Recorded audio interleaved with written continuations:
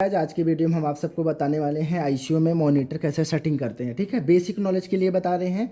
On कैसे करना, of कैसे करना है, मॉनिटर चालू भी है या नहीं चालू है, उसके लिए कैसे चालू चालू है। यहाँ देखो, यहाँ अगर ब्लू वाला बटन चालू, यहाँ ब्लू वाला अगर लाइट चालू होता ना तो मॉनिटर ऑन है। देखो अभी चालू हो गया, इसके पहले बंद था। तो यहाँ जो प्रेस करना है, इसको प्रेस करके रखेंगे तो ये मॉनिटर चालू हो गया। ठीक है, अब मॉनिटर चालू होगा तो यहाँ पे नॉर्मल बेसिक चीज़ें आएंगी। और दूसरी चीज़ यहाँ पे आपका बीपी के लिए है, और यहाँ पे साइलेंट करने के लिए है, और यहाँ से मैनुअली हर चीज़ कंट्रोलिंग के लिए है, कौन सी मेडिसिन कौन से हिसाब से करना है। ठीक है, और देखो गाइज, इस वीडियो में हम आपको सिर्फ नॉर्मल बेसिक चीज़ें ही बताने वाले हैं। जैसे अभी किसी पेशेंट को, यहाँ देखिए पास में लेके आओ, ये NIBP है, ये SpO2 है, रेस्पिरेशन है ये।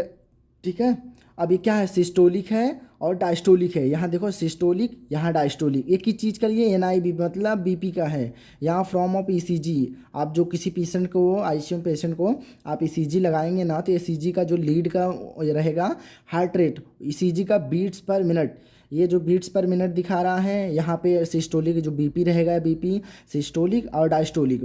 ठीक है, यहाँ उसकी मैपिंग भी दिखाएगा।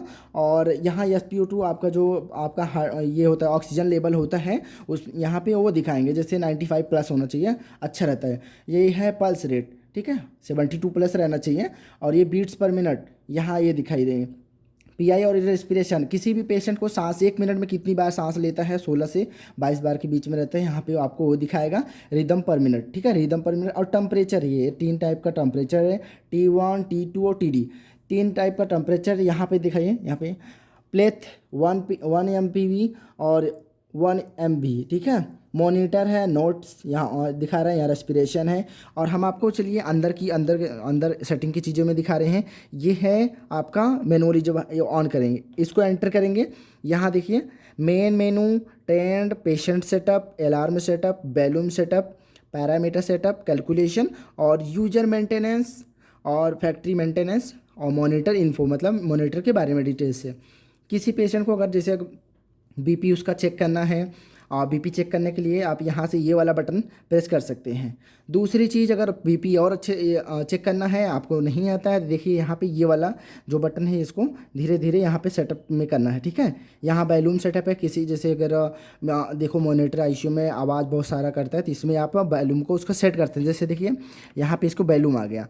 अब जैसे ये अलार्म बैलूम हो गया, पल्स का बैलूम हो गया, कि बटन आप जो जो बटन लगाए उसका आवाज़ का बैलूम हो गया। ये QR कॉम्प्लेक्स, अगर QR कॉम्प्लेक्स में कितना जो ECG चलती रहती है QR कॉम्प्लेक्स में, वो उसका यहाँ पे आवाज़ करता रहेगा। ठीक है, और ये पल्स ऑक्सी है, जैसे पेशेंट का पल्स ज़्यादा हो रहा है, कम हो रहा है, वो भी आपको यहाँ पे मॉनिटर आवाज़ करता रहेगा। ठीक है, और ये अलार्म, अब यहाँ देखो, ये आप यहाँ आ गया। अब इसको यहाँ से प्रेस करेंगे, प्लस माइनस दोनों करना है। अब देखो, अगर आप प्लस करते हैं तो ऐसे ऐसे बढ़ता जाएगा।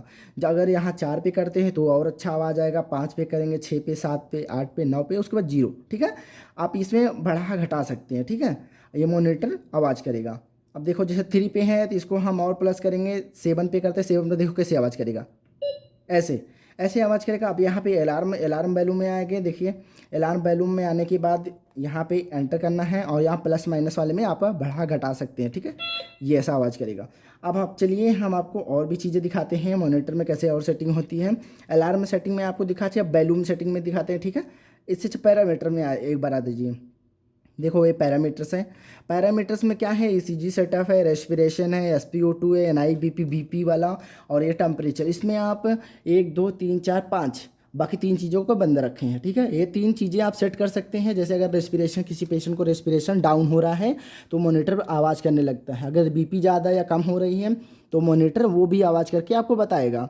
किसी पेशेंट को अगर SpO2 कम हो रहा है, SpO2 कम होता है तो भी आवाज़ करेगा, और अगर SpO2 ज़्यादा हो रहा है तो भी आवाज़ करेगा। उससे ज़्यादा तो नहीं होते हैं, अगर कम होता है तो आपको आवाज़ करके बताएगा। जैसे टेम्परेचर, इस मॉनिटर से आप टेम्परेचर भी चेक कर सकते हैं। काफ़ी लोगों को, आईसीयू स्टाफ को नहीं पता होता, नए नए जो मेडिकल लाइन में बच्चे आते हैं उनको नहीं पता होता है मॉनिटर से टेम्परेचर चेक कर सकते हैं या नहीं, हाँ चेक कर सकते हैं।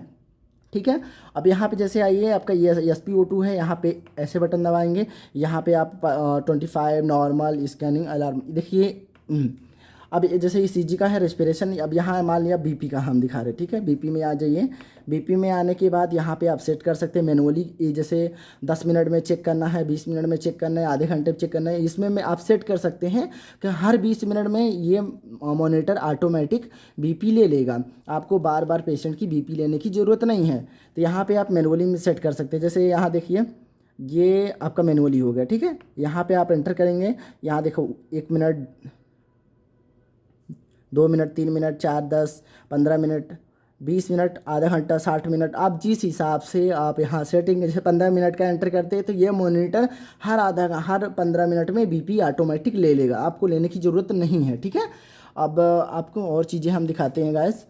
आप यहाँ आ जाइए, SpO2 ECG रेस्पिरेशन, ये रेस्पिरेशन है जैसे आपको बताया था ना, 16 से 22 बार के बीच में रहती है, कितने बार हम सांस लेते हैं उसका है। यहाँ से देखिए, ये इसका एंटर करेंगे तो यहाँ पे 12, 20, ये जो भी चीज़ें हैं, ठीक हो। और बाकी और भी चीज़ें हैं जो आज के वीडियो बहुत लंबा हो जाएगा, आज की वीडियो में नहीं बता सकते, अगले वीडियो में बताएंगे, ठीक है गाइस। आज के लिए बस इतना ही। Thank you so much.